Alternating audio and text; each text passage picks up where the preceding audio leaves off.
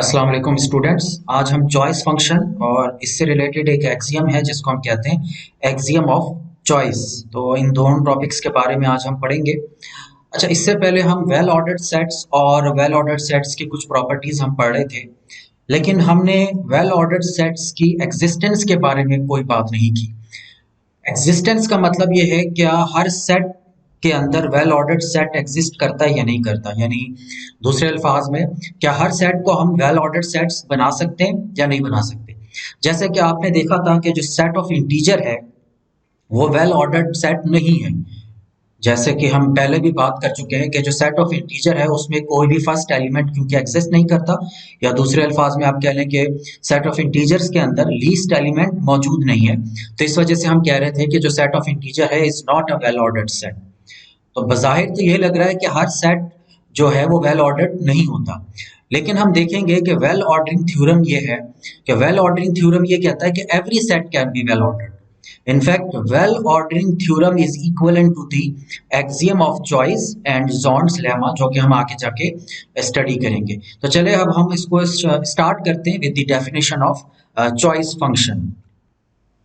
Late C be a non empty set of non empty sets. ठीक है, यानी इसका मतलब यह है कि सी जो है वो कलेक्शन ऑफ सेट्स है जिसके अंदर नॉन एम्प्टी सेट्स पड़े हुए हैं। ठीक है, तो एक फंक्शन हम डिफाइन कर रहे हैं, a function F from C to union of C. ठीक है, ये जो हमारे पास एक फंक्शन लिखा हुआ है यूनियन सी। यूनियन सी का मतलब है सी के अंदर क्योंकि कलेक्शन ऑफ सेट्स मौजूद हैं, यानी कि उसके अंदर बहुत सारे नॉन एम्प्टी सेट्स पड़े हुए हैं, तो उन तमाम सेट्स का अगर आप यूनियन लेंगे तो ये यूनियन ऑफ सी को डिनोट कर रहे हैं हम इससे। ठीक है, तो एफ जो है एक फंक्शन है from C to union C is called a choice function for C if f of a belongs to a for all a belongs to c। यानी इसका मतलब क्या है, ये जो लिखा हुआ है f of a belongs to a, इसका मतलब ये है कि इस C के अंदर से कोई एक सेट ले लें। जाहिर है C के अंदर बहुत सारे नॉन एम्प्टी सेट्स मौजूद हैं। उस नॉन एम्प्टी सेट्स में की कलेक्शन में से एक सेट आपने A लेना है। ठीक है, और उसका इमेज लेना है अंडर द फंक्शन f।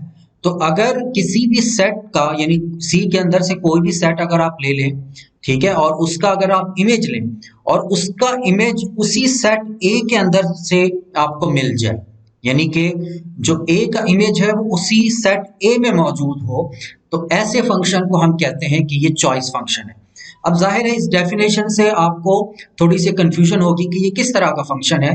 तो इस कंफ्यूजन को दूर करने के लिए हम चॉइस फंक्शन से रिलेटेड कुछ एग्जांपल्स कर लेते हैं ताकि आपका माइंड जो है इससे क्लियर हो जाए। तो चलें एग्जांपल 1 पर आ जाते हैं कि let C be the set of countries on earth. यानी सी जाहिर है डेफिनेशन में क्या था, डेफिनेशन में कलेक्शन ऑफ सेट्स था। अब यहाँ पे हम क्या कह रहे हैं कि ये जो सी है ये कलेक्शन ऑफ कंट्रीज है।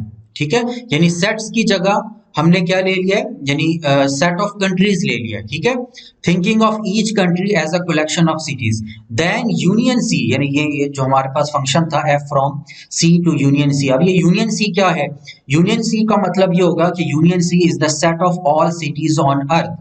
जाहिर है सी को हमने क्या लिया, कलेक्शन ऑफ कंट्रीज लिया हुआ है। अब कंट्रीज के अंदर जाहिर है बहुत सारे सिटीज एग्जिस्ट करते हैं, तो जब आप उन कंट्रीज का यूनियन लेंगे तो यूनियन के अंदर आपके पास सेट ऑफ ऑल सिटीज आ जाएंगे, यानी उन कंट्रीज के अंदर जितने भी सिटीज आते हैं उन सब का जो एक कलेक्शन है वो यूनियन सी में आ जाएगा। ठीक है, एंड द फंक्शन एफ, अब एक फंक्शन वही हमारे पास है जो कि एफ से हमने डिफाइन किया था, which is C from union C. ठीक है, ये हमने डेफिनेशन में डिफाइन किया था। The function F that assigns to each country its capital city, यानी कि फंक्शन हम ऐसा डिफाइन कर रहे हैं जो कि सी के अंदर से एक कंट्री ले रहा है और वो उसके कैपिटल सिटी पर असाइन कर रहा है। तो ये जो एक एग्जांपल होगी फंक्शन की, ये एक एग्जांपल होगी चॉइस फंक्शन की। मिसाल के तौर पे आपके पास अगर एक सेट हम ले लें ए जो कि सी को बिलोंग कर रहा है और हम कह देते हैं कि ये जो सेट ए है ये पाकिस्तान को डिनोट कर रहा है। ठीक है, यानी कि यहां पर जो सेट ए है ये आपका पाकिस्तान है। ठीक है, देन अब according to our definition F जो है हर कंट्री को उसके कैपिटल सिटी को असाइन कर रहा है। तो पाकिस्तान का कैपिटल सिटी क्योंकि इस्लामाबाद है, तो एफ ऑफ ए का क्या मतलब हो जाएगा, एफ ऑफ ए का मतलब होगा ये इस्लामाबाद। अब आप देख सकते हैं कि ये जो इस्लामाबाद है ये भी ए को बिलोंग कर रहा है, क्योंकि ए आपका क्या था, ए आपका ये पाकिस्तान था, तो जाहिर है पाकिस्तान के अंदर इस्लामाबाद भी मौजूद है। तो ये जो आपके पास ये जो एग्जांपल है कि F of A equal to Islamabad, अब आप देखें कि ये जो एफ ऑफ ए है हेयर, ये जो एफ ऑफ ए है ये भी ए को बिलोंग कर रहा है। तो अकॉर्डिंग टू द डेफिनेशन ये जो फंक्शन हमने डिफाइन किया एफ, ये एक चॉइस फंक्शन हो गया। ठीक है, अब हम आ जाते हैं एग्जांपल 2 पे कि let C be the collection of all pairs of shoes in the world. ठीक है, यानी कि दुनिया में जितने भी हमारे पास शूज हैं उन सब का जो पेयर है, यानी collection of all pairs of shoes, उसको हम सी से डिनोट कर रहे हैं। यानी कैपिटल सी के अंदर जो हमारे पास एक सेट है उसके अंदर पेयर ऑफ शूज मौजूद है। अब हम फंक्शन को इस तरह से डिफाइन कर रहे हैं कि हर पेयर ऑफ शूज में से जो लेफ्ट शू है वो उसको पिक करता है। ठीक है, तो then the function that picks the left shoe out of each pair is a choice function for C. ठीक है, यानी कि आप कह लें कि यहाँ पे हमारे पास ए क्या है, ए है हमारे पास है पेयर ऑफ शूज। मिसाल के तौर पर ये आपका ही पेयर है, यानी आप जो जूते पहनते हैं वो उसको हम कह रहे हैं कि ये ए है। तो हम according to the definition F of A किसको कह रहे हैं, एफ ऑफ ए को हम कह रहे हैं कि उस पेयर ऑफ शू में से जो लेफ्ट शू है वो है F of A.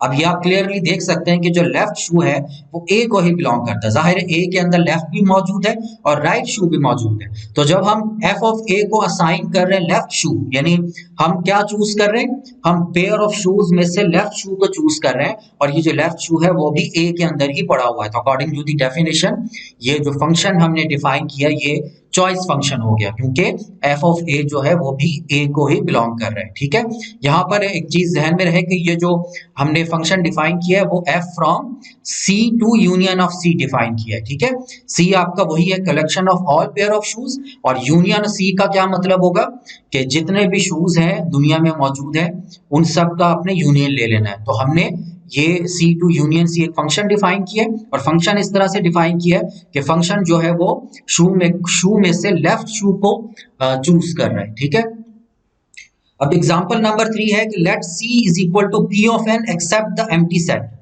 P of N का मतलब ये है कि एन जो है ये नेचुरल नंबर है और उसका हम पावर सेट ले रहे हैं, यानी कि सी आपका collection of all subsets in the natural number. Natural number आपके पास वही होता है 1 2 3 एंड सो ऑन, ये सेट है। अब इस सेट में से जितने भी सबसेट्स आप बना सकते हैं वो पी ऑफ एन होगा। जाहिर है पावर सेट के अंदर तमाम सबसेट्स की कलेक्शन होती है। ठीक है, लेकिन एक्सेप्ट द एम्प्टी सेट। अब ये हमने एक फंक्शन डिफाइन किया हुआ F of A is equal to minimum of ए।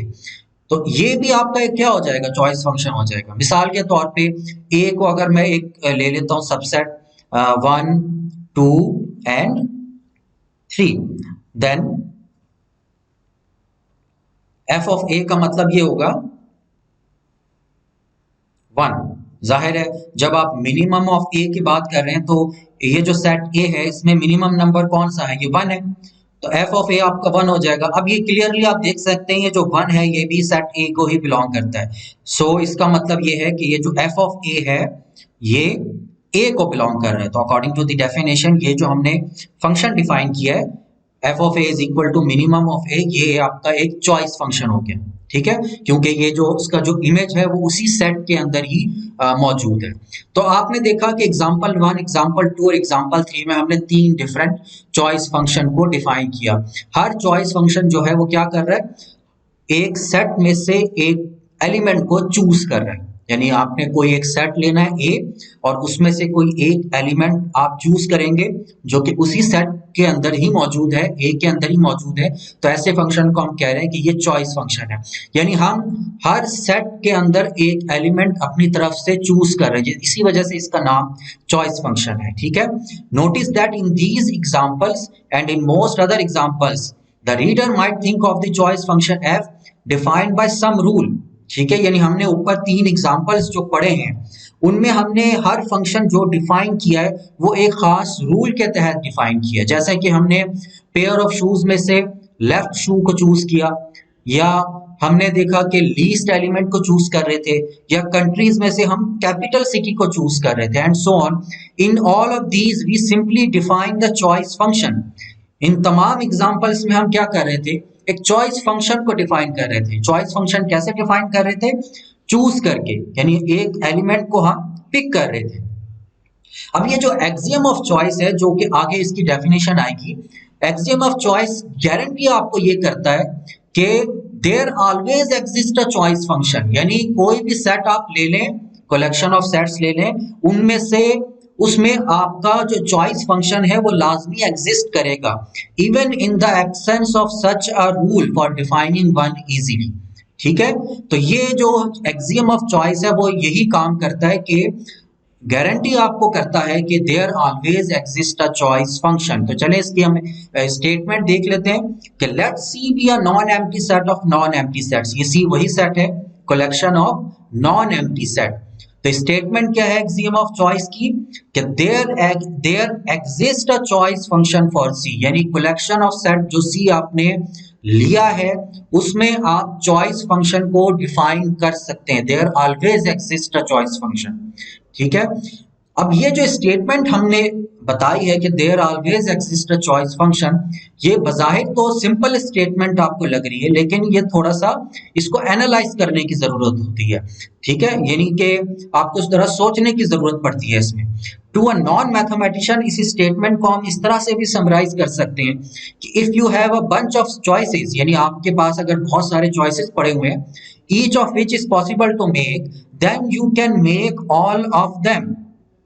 ठीक है, यानी आपके पास बंच ऑफ चॉइसेस पड़े हुए हैं और हर एक को आप चूज कर सकते हैं। तो एक्सियम ऑफ चॉइस ये कहता है कि आप हर चॉइस को ले सकते हैं, यानी हर चॉइस को चूज कर सकते हैं। So this is called the axiom of choice. दोबारा से हम रिकॉल कर लेते हैं what is axiom of choice, कि अगर आपके पास सी जो है नॉन एम्प्टी सेट्स का कलेक्शन है, तो उस नॉन एम्प्टी सेट्स की कलेक्शन में आप एक चॉइस फंक्शन को डिफाइन कर सकते हैं।